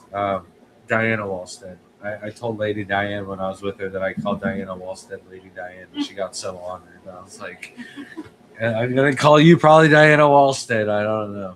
I didn't though. But I thought a lot of the guppy baby fry, a lot of the other fish fry were going to be eaten. And I came home and there's just schools of least killies and other endlers and guppies, all the fry swimming around at the top. I actually went through our first can of Corey's Aquarium Co-op nano fry food, which I know he changed the name, but I got it right when he first had it named, and since then it's named to something else, like small tank food, or I can't remember, but community food. Yeah, no, he's got a community floating one that's different than I don't know. I'll have to. I have one more jar still to go through, and then I'll have to re up on some of that. But between that and the baby brine shrimp, all the fish are doing really well. I have been spending a lot more time out in the greenhouse though, since Shelby's foot is at risk out there if it got wet or she just got too sweaty because it is ridiculously hot here in Florida. But we ended up going, or I ended up going through and getting a lot of the tubs ready. So when I get back from the Bluegrass Bash, I can convert a couple of our tubs into really tubs, into green jade tubs, and even some orange eyed ones, which will be easier to work in the greenhouse. And then we have other tubs that are now mass producing high quality grade of all of the shrimp that are already in those tubs. So we're not worried about losing that stock or needing backups or anything like that. So all of those shrimp in those tubs are up for grabs. Black rose, yellow 24 carats, blue diamonds and the black diamonds, and red cherries and fire red cherries. All of those shrimp, I'm looking to do like fire sales on them. They're reduced price on the website. Everything says it's buy 10, get 3 free. But if you're ordering those shrimp specifically, I've been hooking up. I think a lot of the orders have been getting double the amount of shrimp that they should be. So that is only going to last, though, until all of those shrimp are out of those tubs and they're cleared out. And you'll see videos when I start to wash them out and set them up for something new. So if you're looking for yellow, red, blue, or black shrimp, best sale of the year, probably better than our Black Friday, just because we're trying to get rid of them. Picked up a Sweetwater blower so I can start doing IBC totes in the summers. Nice. Hope that works out good for you. I haven't heard of it. I've heard of Sweetwater, but I've heard of it for a boat, not a blower. And here's the thing. There is so much demand for homebred shrimp in the United States. It is crazy. There is many stores and people on the state side that want large amounts of Neocaridina. So even though we're doing it, I'm talking to like 3 or 4 other people that I'm helping them get set up. We just sent out a box of shrimp to somebody today that's stocking their IBC totes in Colorado also. Kelly said, "Come to Atlanta. I'll give you some yellow tiger king cobra guppies." I actually think that the ones we have are like those. I think ours are albino tiger king cobra guppies. I just can't remember. I wrote the names down somewhere. Do you guys heat your outdoor totes in the winter there in Florida? Nope, no heaters at all, except for the Sulawesi tanks, and those are inside. Stephen P. said he started selling a slightly larger version of the slow sinking food, like a 0.5 millimeter, whereas Magic Nano is 0.2 or 0.3. I actually don't like the Nano one. Is that almost like a powdered one you feed to them? Like babies, it's good, but I don't like it for anything else. Oh, I only feed it to the babies, and it's only getting fed to the guppy and their fry, nothing else. I do feed it to the rice fish tubs outside once I see fry and that all the adults are gone, but I feed like a little tiny amount. Like I literally take the pen and I poke 2 holes into it and I use it as like a salt shaker. I don't open the actual thing up, so very low risk of overfeeding. Mike says, I have yellow, red, and orange eyes to work with now. The orange sound cool. I would love the yellows that you already had. And then when you get the orange breeding, I would love those too. But I think our reds are, I actually have 2 buried red ones already. And I have some red rillies too with orange eyes. Yeah. Want to breed large amounts. Yeah. And we're always looking for homebred shrimp. We start new colonies with other people's shrimp sometimes because it helps genetics. That's why Mike mentioned he's got yellow, reds, and oranges. I'll wait for him to breed out the oranges before I get them from somebody else. You can't have too many reds. That's true. I feel like reds are the most dominant one that I would say that we would always need. At one point, it was the one we struggled with the most, that we just couldn't keep up with demand. Like they were just insane how many people, and just red really stands out in an aquarium, and I truly do choose red over yellow. Like yellows are pretty, but there's just nothing that can beat a red. It's almost like a red rose to a yellow daisy. You just can't get over that. Jessica said maybe you might know since you live there, but in Hawaii there's Neos wild and rivers everywhere and can be sold, but colorful Neos are illegal. Why? Makes no sense. I honestly cannot answer that. I don't know why one would be illegal and why the other one would not be. Yeah, I do know that it's illegal no matter what to send anything from the mainland to Hawaii. And that's the only law I follow, really.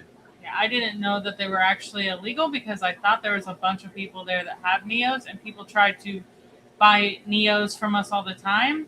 The only thing that's illegal is shipping them to Hawaii. So, but I was under the impression that there was still people that had Neos in Hawaii.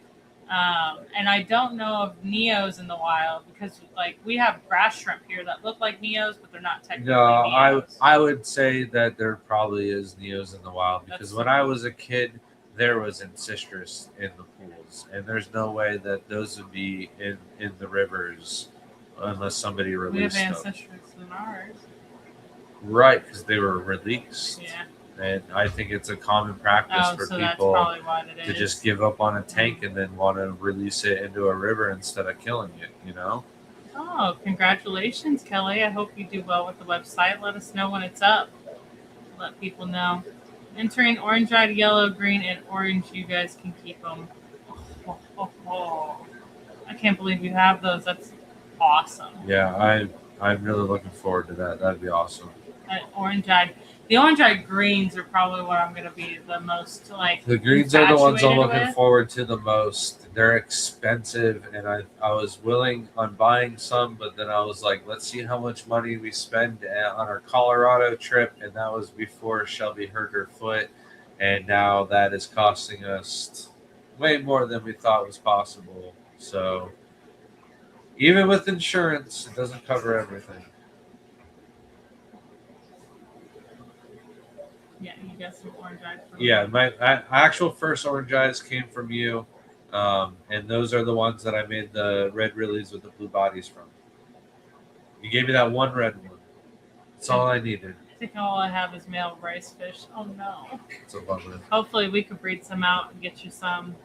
But we'll see. We'll see with us. I actually made a happy accident with the rice fish because I threw in a bunch of different varieties of rice fish together, and then don't know who crossed with who exactly. I would say probably the orange with the gold Yuzuki is what did it, but I actually have some really pretty orange with like some gold speckling on them.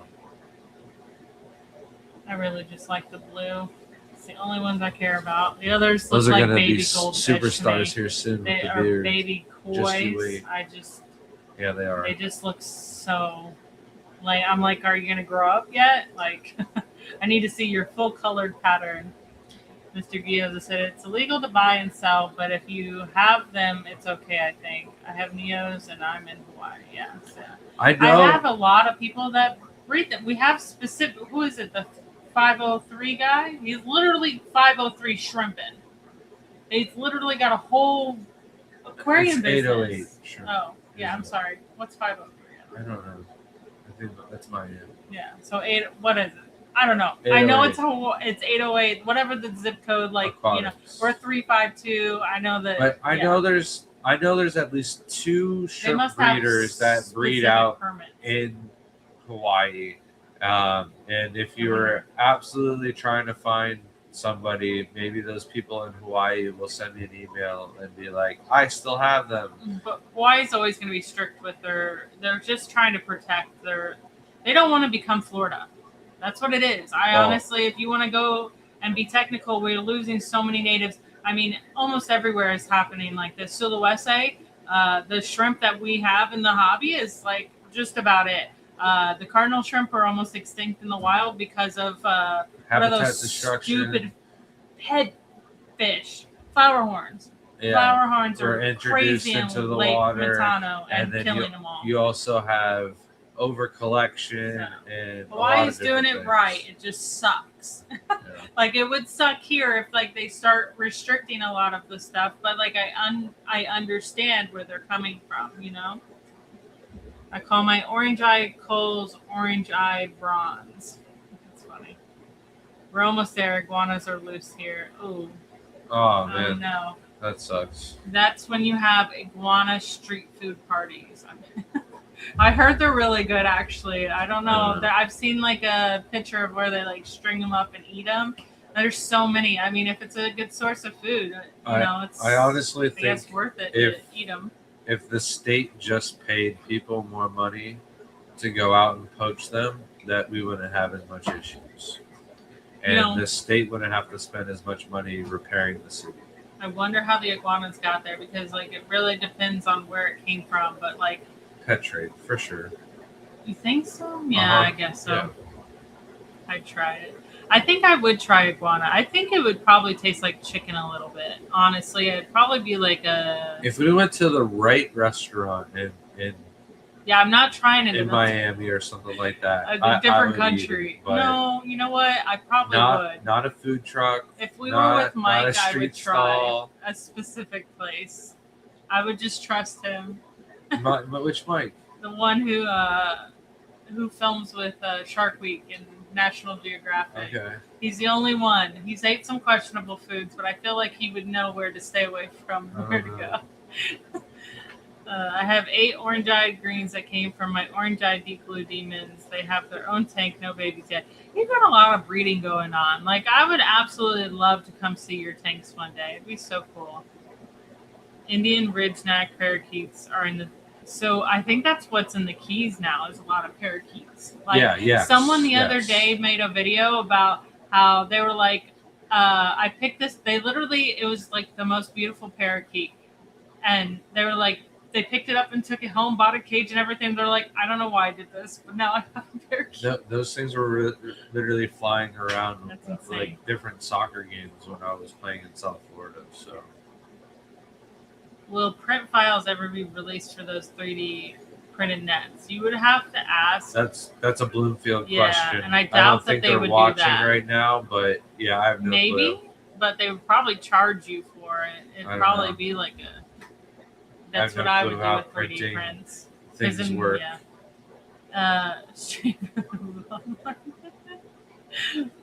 Started 2020 all over again. I really do think that those years are a blur for me because of how traumatizing those were for everybody. It was just such a weird time.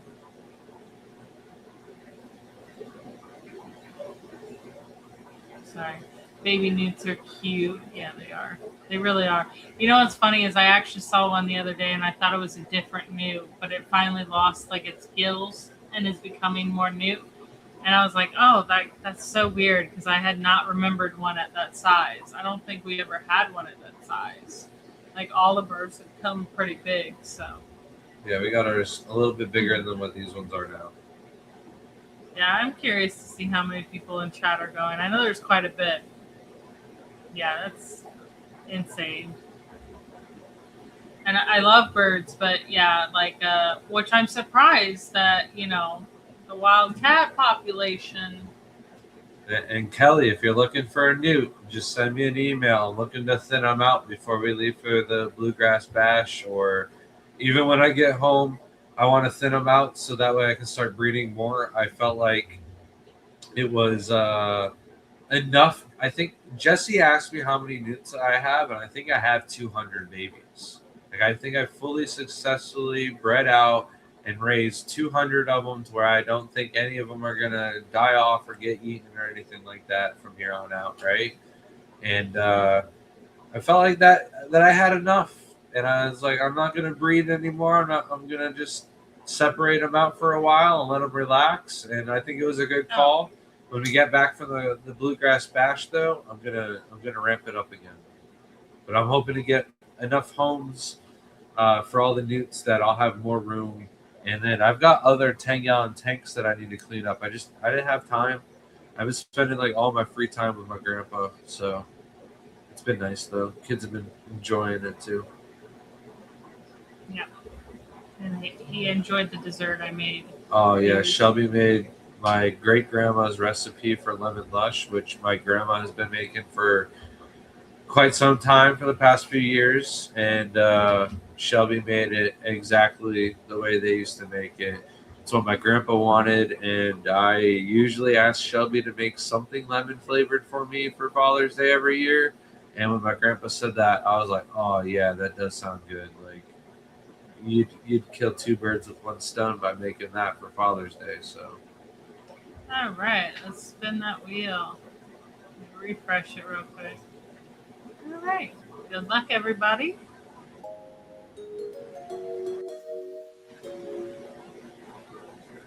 Jovan. And In the Flesh Aquatics. It Sorry. says both of it. I'm so stupid. Yeah, that's what I was trying to say last that. time. It did. Oh, I saw man, James, so but then he closed it stupid. before I could so read sorry. the rest of it. So, are the 30-gallon breeders good for shrimp breeding? Yes. any volume of water is good for shrimp breeding. Tall. You just want to remember the taller volume of the water, you're not going to be getting much surface area out of it, where you're going to get stability. So it's still good, but you'd almost be better off with. But I think the 30-gallon breeders are the wide ones with the low boil. I don't know.